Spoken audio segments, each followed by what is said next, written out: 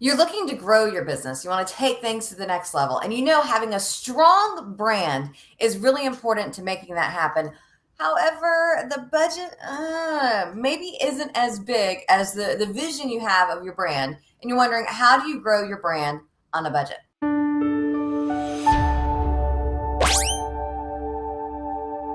Hi, my name is Tiffanie Kellog, and I'm super excited to be sharing with you 13 different ways that you can brand your business without breaking the bank. We want to keep in mind what that budget is. And in today's video, we're going to have a couple conversations. How much does it cost to brand your business? How important is branding for a small business? How to create your brand? And last, though not least, what you're waiting for is going to be how to brand your business on a budget. What are those 13 inexpensive ways to brand your business? Now, at any point in time, you want to skip ahead to one of those conversations. Down in the description below, you can just click on the timestamp and it will take you right to it. So let's start with, how much does it cost to brand your business? And yeah, so here's the thing. That is a number that can be pretty low or very, very high. I think that when it comes to, how much are you going to spend on branding your business, we definitely have to keep in mind with how much revenue do we have, how much cash or how much capital do we have. And then it's really about thinking about, okay, how do I really find the right things within my budget? Now, years and years ago, I was in the promotional products realm, and I had a lot of people that would come to me and they would look for the cheapest item within the category. But really, sometimes you're better off to spend a little bit more.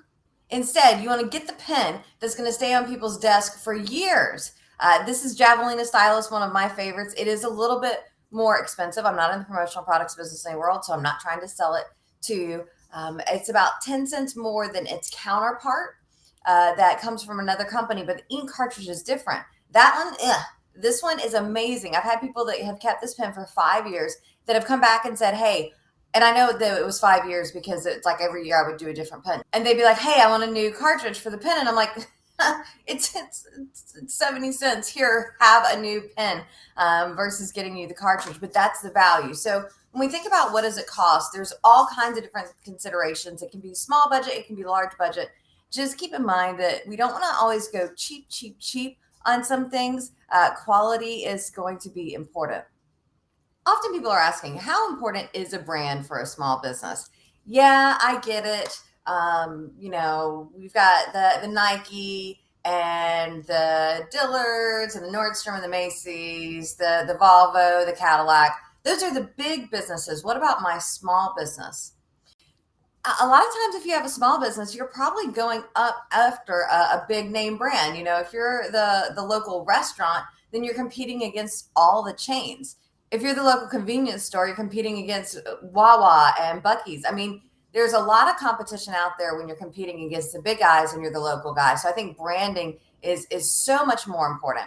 And for those of you that are like, well, my industry, there's not really a big national chain. You still have local competition that's out there. And I think that if you have a brand and you're memorable, people are much more likely to spend money with you. If the only time I think about you is when I'm driving down the street, then that's the only time I'm thinking of you. And we have to hope that I need you as I'm driving down the street. However, if there's other things about you and your business that have people thinking, hey, what's going on, then it can work. There's a local air conditioning company in my area, and they have done a ton of branding. They're on the billboards, this, that, and the other. But they're also the sponsor of the zoo's penguins. And so their goal is that when you see the penguins, you also think of their heating and air conditioning company. So they're doing a little bit of extra branding to hopefully take things to the next level. I mean, think about it. Who is it that comes to mind when you think in your area, they have an amazing brand, they stand out, they're memorable? One thing that I'm known for, my socks. And so while my brand is, let me help you get referrals so you can make more money, save more time, and have more fun, I also want people thinking about me when they're thinking about socks. And what results for me is I get plenty of text messages with people, ooh, I just saw the cutest socks, or ooh, I just saw a sock store, or hey, have you seen this article about socks, or ooh, do you have this pair of socks? Or I get packages in the mail with socks from people. when people see and think of the fun, crazy socks, because I've helped create that my brand, they're thinking of me. So it's not just when they're driving down the street and they saw my business, which I don't have a street business.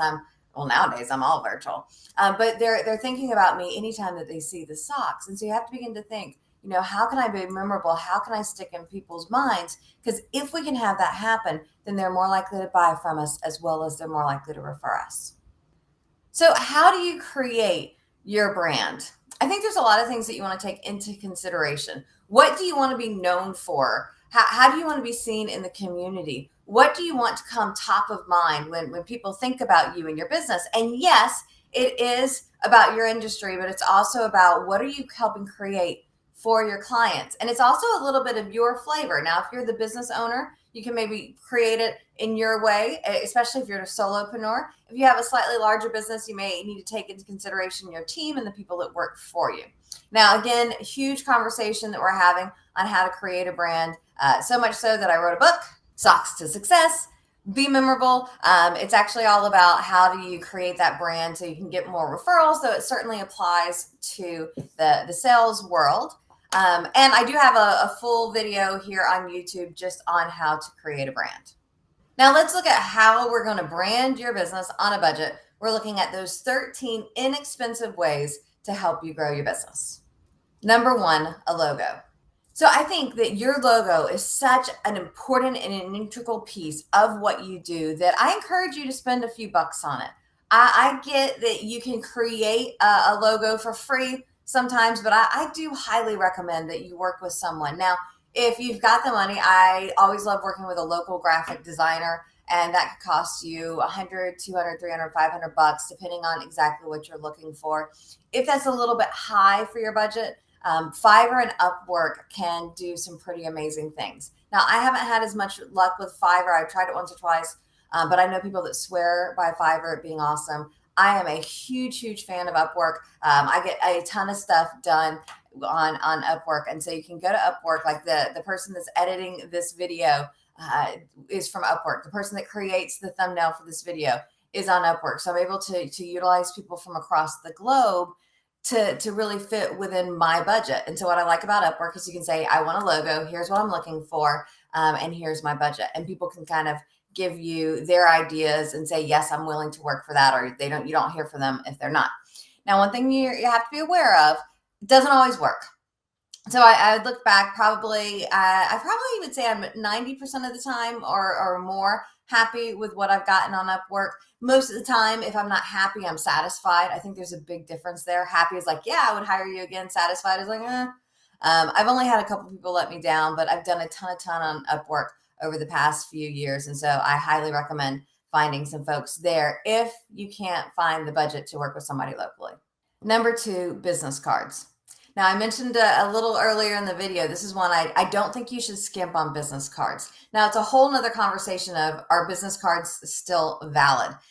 Because with COVID, people are doing less in person and more online or more electronically. And I could probably give you a dozen arguments for having cards and a dozen for not having cards. I don't know that there's a right or wrong answer. However, if you are going to have business cards, like for real, those perforated business cards that come out of your printer, please don't use those anymore. And if you're going to go to Vistaprint, okay, but maybe pay an extra $5 not to have printed by Vistaprint on the back.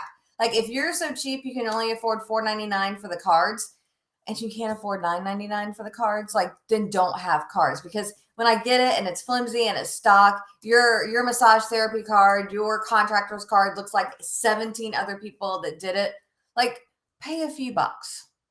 And if you're going to use Vistaprint, and I use Vistaprint all the time, I think Vistaprint has amazing things. I'd probably go over to Upwork and pay somebody $5 or $10 to design me a business card front, or do it in Canva for free. They've got some really amazing stuff there in Canva, and then put it on the Vistaprint card. So I would invest a few bucks in your business cards. If you have the budget, I would spend a few bucks more. I would find somebody locally where you can put your hands on the paper to see how it feels, and make sure that business card is a good representation of what you want your business to look like. Number three, headshot. All right, y'all. This one is a personal pet peeve of mine. Your headshot can be used on so many things. It can be used in your social media. It can be used on your business card, on your website. There's just so much you can do with your headshot. And the last thing you want to do is have a headshot that is you. I don't get why people like take pictures of them in the car or, hey, I'm here on the beach. Unless your goal is like you're a beach body fitness trainer. Like, we really want to make sure that it's a professional headshot. Now, professional headshot doesn't mean that it has to be boring. I sometimes do some fun photos when it comes to it, because I mean, to me, that's part of my brand. I want to be fun. So it doesn't have to be always boring, but you want it to be professional and you want it to look like you. As much as Photoshop is there, and can you help me lose 20 pounds? Can you help? Like, Photoshop is there to get rid of a wrinkle or two, not all your wrinkles. It's maybe to get rid of a stray hair or two, not turn your gray hair blonde or black again. Like, don't go overboard. You want your headshot to actually look like you. I am amazed at the number of people that come up and say, hey, Tiffanie, your headshot looks just like you. And I'm like, isn't that the goal? Isn't that the point? So make sure you have a fabulous headshot. Number 4, photographs. Now, while you're doing your headshot, could you get a couple candid shots done? Or can you have a photographer come out and grab a whole bunch of shots in your office while you're doing the work?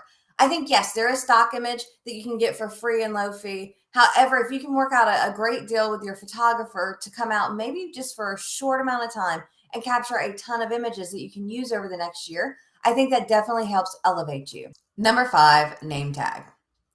I think name tags are a great use of 10 or 12 bucks when you're going to networking events. Now, you don't want to have like your name tag with your company logo on it. What you want is a conversation starting name tag. And I have a whole video on conversation starting name tags to have people asking you questions versus stopping the conversation. So 10 or 12 bucks, definitely worth it. Check out that other video for what to put on your name tag. Number 6, your appearance. Yep, that's right. You are a huge part of your brand. And I do think that it's going to cost you a little bit of money for upkeep. Whether that's your haircut or for gentlemen's, the beards, making sure that your nails, like I used to always have my nails done when I was in person. I've gone to low maintenance with my nails, but they're not, I keep them up. They're not ratty. How about your clothes? Do they fit you properly? Too tight or too loose, not good. Holes, not good. Faded, not good. And so I think your appearance makes a huge part on your brand. If you look sloppy, what does that say about the work that you're going to do? And so think about, how do you want to appear? And I also think it's important for us to dress appropriate for our profession. I remember years ago, I was at a business meeting, and it did happen to be right before Christmas, but an attorney stood up in a hoodie and ratty jeans and flip-flops. And I'm just like, that's the attorney that I'm going to be referring to? No. So dress appropriate for your profession. And I get that if we're playing golf, then we're probably not going to be wearing a suit and tie. If we're at the beach, we're probably not going to be in heels. But we want to dress appropriate for our profession, for the occasion, and do try and take care of your appearance. Number 7, social media headers. Now, I talk about social media as something that we can do for free on the 13 ways to grow your business for free. However, I do encourage you to pay a little bit of money for your social media headers. I love finding a graphic designer that can make my business cards match my social media headers. And essentially, you can take the same image and use it. Like, here's my Facebook, LinkedIn, and YouTube. Now, don't ask me why all the different sites have to have, different sizes, because that's how they are. However, I'm able to take this similar image and just resize it. So you do have that opportunity. So you're investing a little bit for a lot out of it. Number 8, website. 20 years ago, I would say, I don't know if you need to have a website. Today, I would say, yes, you need to have a website. Now, the thing that can be good if you're concerned about your budget is I think many people can have a single page website. You just want people to be able to go online, look you up, and see that you have a website. I think it's a validation of that you're serious in your business. 3 things that are must have on your website. This is not all the things it could be, but just must haves. Number 1 is going to be your contact information. How can we get in touch with you? Number 2 is going to be the products and services you offer. It doesn't have to be like the full price list, but just give us an overview of what it is that you offer. And the third, if your profession's allowed, is success stories. So share testimonials from clients, whether that's photos, videos, or even just written testimonials. Now, you certainly can have much more for the website. And, what's a good price for a website? I've seen people with beautiful websites for a couple $100. And I've seen people with amazing, massive websites in the six figures. So it really does depend on you and your business. I do feel like a single page website isn't going to break the bank and gives you an opportunity to put things about your business up there to look more serious, and is definitely worth the bang for the buck. Number 9, books. All right, so maybe having a book might be a little bit over your budget. However, an ebook or a white paper, a PDF that people can go download, that can be something that you could create for just a few dollars for the graphic design, a few bucks for the editing, somebody to make it look all pretty. I think that can be a great way to build your brand, build your expertise. And so like when I did the 4.5 networking mistakes, I think all in told, it was about $4,800 that I spent for editing and cover design. And my last book was a lot less than that, because you kind of get the learning curve and you realize how to do it. And I wasn't having to start from scratch on my design cover, because I'm just like, can we help it match? And so there is a little bit of cost involved, but that's why I said an ebook, the cost in the ebook is much less. And what I love about the ebooks is they can be 10, 20, 30 pages. They don't have to be the full length of a book to have people interested. And it's a great way to build your brand. Number 10, sponsor an event. I love the idea of sponsoring the right event, because sometimes you can sponsor an event for 50, 100, 200 bucks. And if I'm in front of 20, 50, 100 of my ideal clients, the cost per exposure is very minimal. And so we kind of have to give some thought to, what would be the right event for me?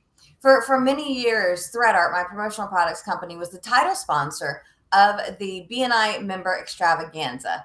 And it wasn't, we don't do a lot of sponsorships in ThreadArt. However, it was about $2 a member for all the people there. That $2 per person exposure was so worth the fact that people saw my logo for 3 months in advance. I got the opportunity to talk for a couple minutes in front of the entire audience. I had prominent positioning within the event, and I got to draw the grand prize winner, or we usually let Rob do it because he's tall and stands out.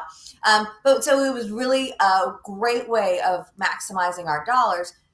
And let me tell you, if you're looking at sponsoring an event, what I found is if you sponsor an event and you want to ask for a teeny bit more, usually I'd say, oh, you get this. Well, could we add on? So you get 3 tickets. Could I have a 4th?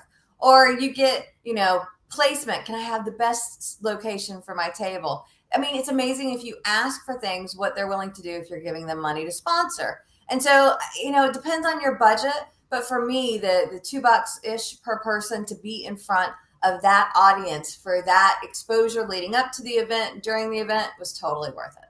Number 11, trade show booth.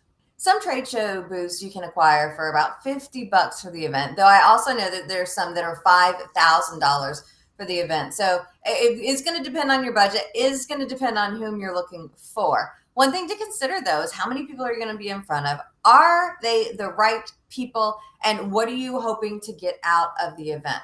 And so I think that sometimes it can be well worth the money. And if it's only $50 and you're getting in front of 1,000 potential people, that to me is well worth the money. If it's $5,000 and you're in front of 100 people, are they the right people? But one way that sometimes you can really stretch your marketing dollars is that trade show booth. Number 12, an app. Because there's an app for that.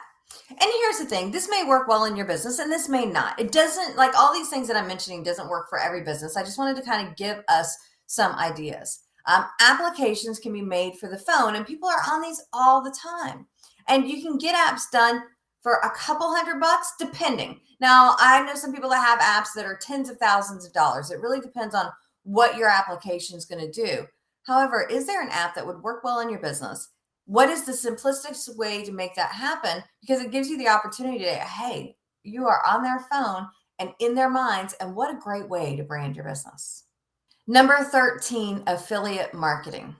So, overview of affiliate marketing if you're not used to it. Affiliate marketing is essentially, hey, if you help me sell, I'm going to give you money. So, an example of affiliate marketing. I am a huge lover of Instacart. And Instacart has a deal that when you refer somebody to Instacart, you get $10 free off that person's first order, and you get a credit of $10.